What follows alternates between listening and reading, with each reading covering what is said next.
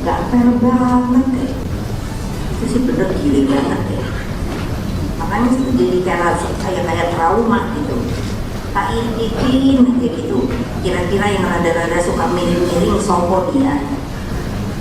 Dan bagaimana tinggal 3 hari atau berapa hari langsung aja diangkut Kak. Dan itu pesanan.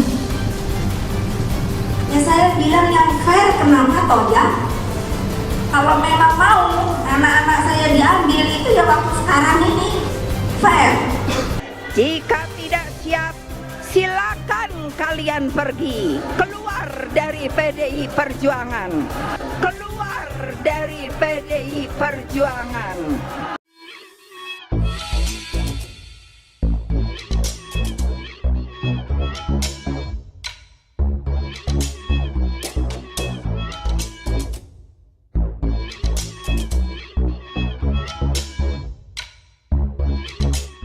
Tonton video ini sampai selesai agar Anda tidak gagal paham.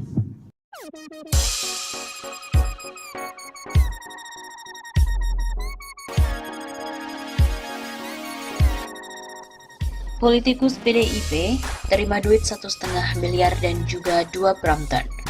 KPK telah melaksanakan rekonstruksi pengadaan bantuan sosial untuk wilayah Jabodetabek 2020 di mana digelar pada hari Senin 1 Februari kemarin di gedung KPK Lama Jakarta Selatan. Dalam salah satu adegan reka ulang digambarkan terjadi pemberian duit antara Hari Sidabuke, pemberian suap dari swasta kepada Agustri Yogasmara alias Yogas.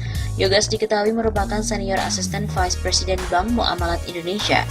Di tak nama yang menempel pada sosok Yogas, dituliskan ia adalah operator dari Ihsan Yunus, politikus PDIP.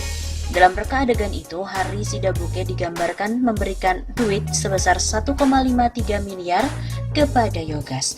Hal ini terjadi di dalam mobil di Jalan Salemba Raya pada Juni 2020 yang lalu.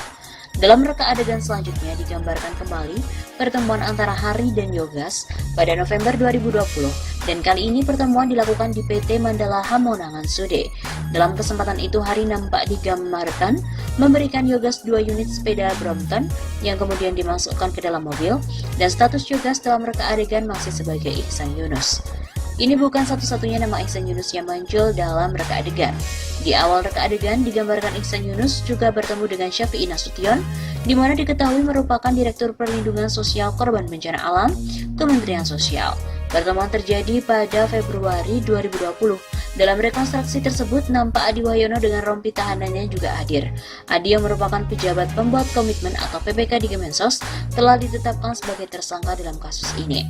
Ihsan Yunus belakangan disorot lantaran diduga terkait dengan kasus korupsi bantuan sosial yang menyeret nama Mensos Juliari Batubara. Wakil Ketua Komisi Sosial DPR ini disinyalir terafiliasi dengan sejumlah perusahaan penyedia bantuan sosial. Belakangan ia dipilih ditugaskan oleh PDIP menjadi anggota Komisi 2 DPR. Dikutip melalui koran Tempo, pada edisi Senin 18 Januari 2021, Ihsan disebut-sebut memperoleh jatah 4,6 juta paket bansos senilai 1,3 miliar rupiah.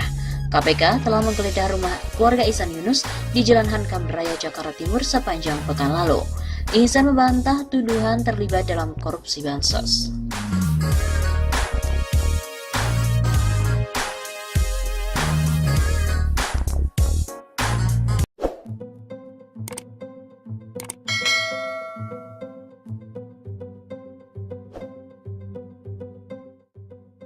Wah, isu terpanas. Duit korupsi bansos diduga mengalir ke PDIP lewat staf Puan dengan pengadaan tas yang direkomendasikan oleh Gibran. Korupsi bansos kubu Banteng, di mana ini menjadi headline dari majalah Tempo. Menteri Juliari Batubara yang membentuk tim khusus untuk menunjuk langsung vendor paket bantuan sosial. Tim ini juga menampung upeti dan mengerahkan vendor kepada supplier yang terafiliasi dengan PDIP. Menteri Juliari pun juga sempat menyebut nama putra presiden untuk pengadaan tas penampung bansos. Tim khusus dari Menteri Sosial Juliari Batubara diduga menampung fee dari perusahaan yang ditunjuk untuk mengadakan bantuan sosial bahan kebutuhan pokok. Mereka menunjuk perusahaan yang belum lama berdiri sebagai pemenang. Paket bantuan itu disebut-sebut dikuasai sejumlah politikus dan juga pejabat negara.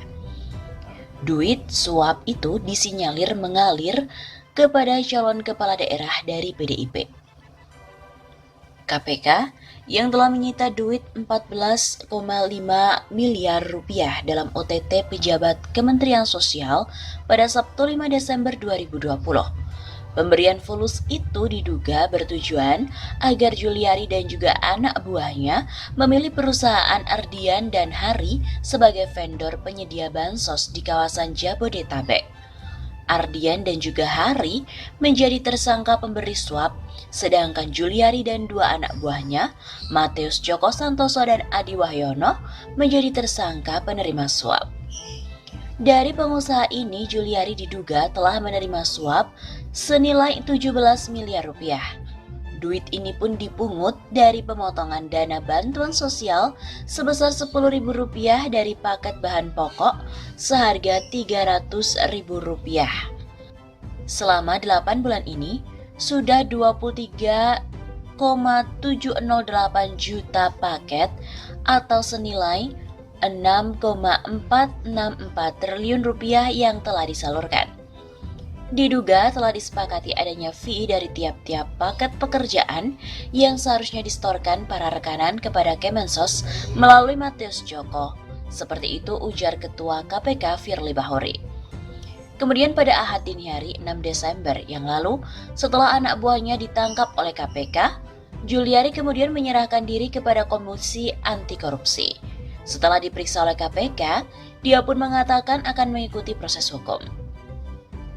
KPK menengarai duit suap untuk Menteri Sosial Juliari Batubara digunakan untuk membiayai keperluan pribadinya.